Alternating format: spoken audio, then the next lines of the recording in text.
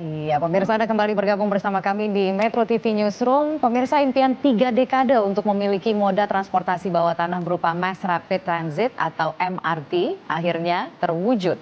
Kemarin MRT Jakarta pun membuka kesempatan bagi publik menjajal moda transportasi terbaru ini secara gratis melalui uji coba publik yang akan dibuka hingga tanggal 23 Maret mendatang. Dan seperti apa suasana uji coba perdana MRT, kita simak dulu liputan Wahyu Wiwowo berikut ini. Ada yang mungkin ingin disampaikan terlebih dahulu sebelum kita menonton? Begitu ya. Yang perlu dicermati adalah bagaimana alat transportasi baru untuk warga ibu kota ini bisa tampil dengan sangat apik, sangat baik. Tentunya harus dirawat dan harus menjadikan ini satu hal yang baru untuk menjadikan kita lebih beradab lagi. Ada budaya baru. Iya. Kita harus mengatakan selamat datang MRT. Selamat datang MRT. Selamat datang di Setelah 3 dekade, Bang. 3 dekade. Kita simak liputan dari Wahyu Wiwowo berikut ini.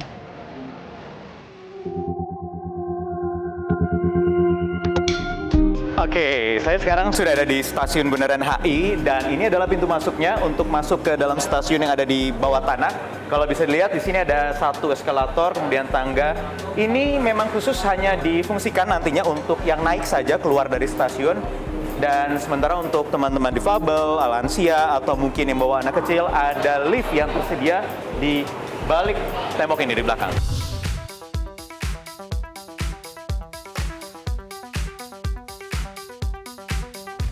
Oke, sudah ada usulan tiket yang nantinya diusulkan 10.000 atau sebenarnya Rp8.500 per 10 km yang nanti masih akan dirumuskan lebih lanjut dan tiketnya nanti akan bisa dibeli di sini.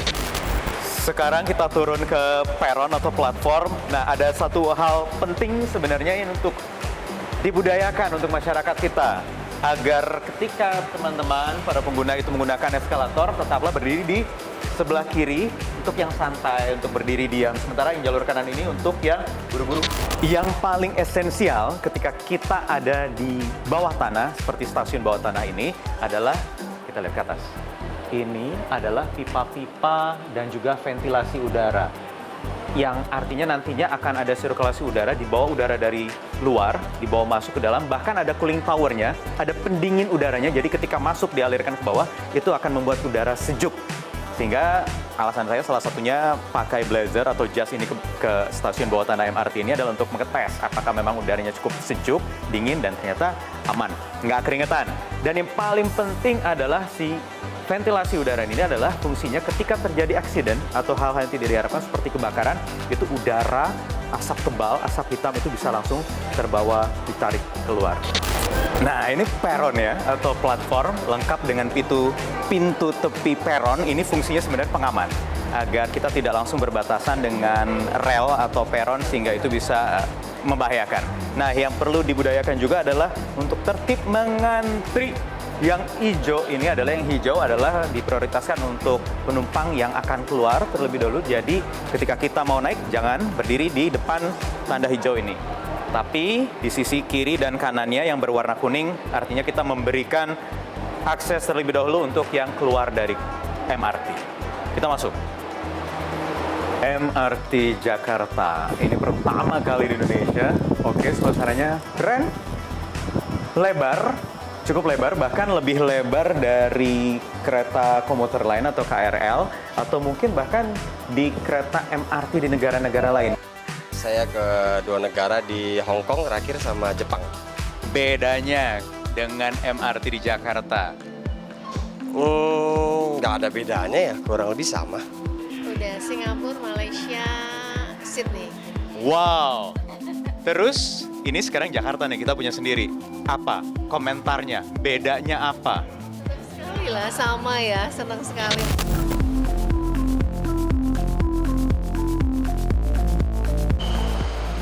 Nah, yang paling penting lagi kalau jadi penumpang adalah ketepatan waktu. Kita lihat sekarang 14.48, sudah hampir 14.49. Jadwal yang seharusnya kereta akan sampai, apakah tepat waktu atau tidak?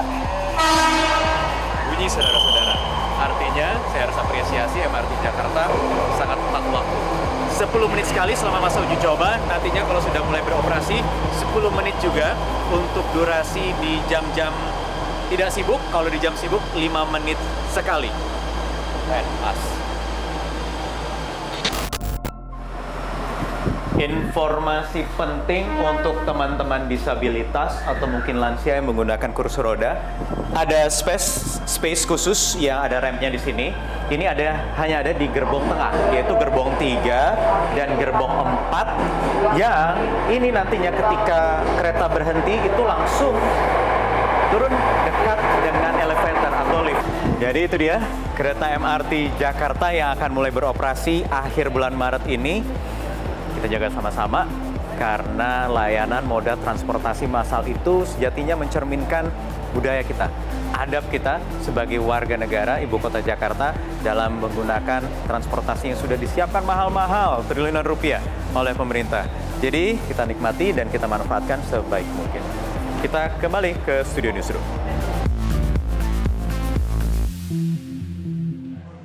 Iya, terima kasih Wahyu. Loh, Wahyunya ada di sini. Itu kemarin ya. Tapi menikmati Setelah 30 tahun. setelah 30 tahun. Itu antara bangga dan sedih juga gitu, Bang. Kok bisa Iya. sampai 30 Karena tahun? saya Iya. mengikuti sejak tahun 87. Saya masih menulis ketika BPPT itu mensurvei jenis tanah. Apakah layak dibangun di bawah kereta itu atau harus di atas? Tahun 87. Bayangkan. Tahun 87 Kalian ya. masih anak-anak lah. Masih anak-anak pasti sudah saya. terlalu tua. Dan 30 tahun kemudian berarti Bang Don adalah saksi sejarah juga untuk Iya, MRT dan pada Jakarta waktu ya. itu ada semacam perdebatan bisnis atau politik untuk mengatakan udah nggak perlu subway, Iya. yang diperlukan itu triple decker, Iya. yang diperlukan itu double decker jalan. Gitu. Iya. Ternyata di berbagai kota di belahan dunia ini subway selalu lebih Oke, penting. tapi pada waktu itu memang sudah diproyeksikan bahwa jalanan di kota Sudah Jakarta ada. itu Makanya tidak kalau- akan bisa menampung Sudah mobil-mobil. Makanya Presiden Visibilitas Jokowi tidak kan ngomong. apa-apa di bawah tanah. Presiden Jokowi kan ngomong. Itu sudah tebal sekali visibilitas tadinya. Iya. Sekarang sudah ada uang yang tinggal tanda tangan, mestinya jalan dan jalan bener. Coba Oke, bayangkan. oke. Setelah sekian waktu. Bang, kalau Dan- membayangkan gitu ya. Nah, ini, Nah, kita ini kan lagi Bang Don lihat, nih. Bang Ini bukan 30 Bang tahun Don juga ini. sempat nih. Ini kapan bukan nih? Ini bukan tahun 87 ya, ini baru aja ini nih. tanggal 6 November tahun lalu ketika Presiden Jokowi mengajak beberapa pemret untuk ikut uji coba. Dan saya termasuk yang mengingat kembali apa yang saya rasakan ketika saya menulis itu. Dan sayang sekali saya tidak menemukan kembali tulisan dan fotonya. Nah, Tapi gimana, yang Bang? menjadi soal kan problemnya itu kan soal connectivity lanjutan untuk lebih komprehensif. Iya, iya. Kedua soal harga. Iya. Ketiga kita bicara soal hubungan apa namanya kultur. Iya. Ini Iya. kompleksitas. Kompleksitasnya banyak. Dan ketika bicara soal harga, yang saya ingat dari Presiden Jokowi pada waktu itu dia bilang selama ini tidak ketemu berapa harga subsidi harga Ekonomian. untuk para penumpang. Iya. Ditemukanlah angka 8.000 atau 10.000 Iya. 8.000 ke 10.000 dan kita senang karena kemudian angka ini ditemukan setelah mensurvei publik.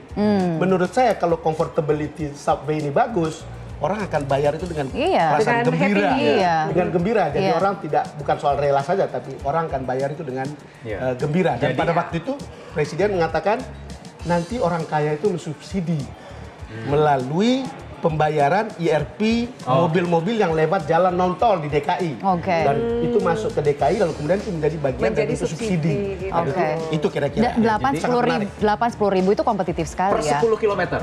Per 10 kilometer. Per 10 Iya, kilometer. Itu sudah kalau per 10 kilometer sih maksudnya orang sudah datang dari satu lokasi yang banyak. Iya. Kira-kira dari 3 bundaran sampai 4 Hotel stasiun. Indonesia Iya. sampai kawasan Cipete Raya begitu ya. Jadi ini lagi-lagi Kamu waktu itu kado dari mencoba dari mana ke sampai mana? Cipete Raya kemarin. Sampai dari Cipete. bundaran HI sampai Cipete Raya kemudian balik lagi. Oke. Dan berhenti-berhenti di setiap stasiun. Oh, tapi nyaman sekali begitu ya, kelihatannya eksklusif sekali, tidak terlalu banyak orang. Belum, Saya tidak Bang. Ini kebayang. masih uji coba. Gitu ya. Masih uji coba. Masih jadi Tapi tempat buat ngevlog dan selfie. Nah, Cepetan, sebelum tapi- nanti udah rame Yang dan menarik ada ini, Bang. penumpang. Dia mengatakan soal kultur. Tadi itu iya. kan, Iya, soal iya, disiplin. iya. Karena bagaimanapun secanggih apapun moda transportasi, semodern apapun moda transportasi itu kan tentu menjadi cerminan bagaimana peradaban masyarakat penggunanya gitu kan.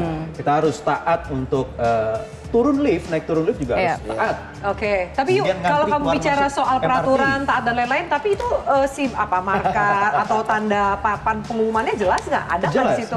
jelas. Dan ada yang membantu nggak? Mungkin masyarakat ada yang Seharusnya nanti- karena Itu tadi ada yang saking pakai topi semangatnya. lewat itu Seharusnya siap. nanti ada yang Masinis tidak ya? harus ada yang membantu untuk Iya. awal-awal. Paling Pasti tidak ada kan seperti bukan cerita adaptasi. Wahyu tadi itu ya, kalau orang naik eskalator, dia harus tahu di bagian kiri dia ada di situ, lalu kemudian bagian kanan untuk Iya. orangnya mendahului. Karena akan ada orang yang lari cepat sekali. Iya. Kedua, kalau ada di depan pintu kereta, orang harus ada di pinggir. Iya.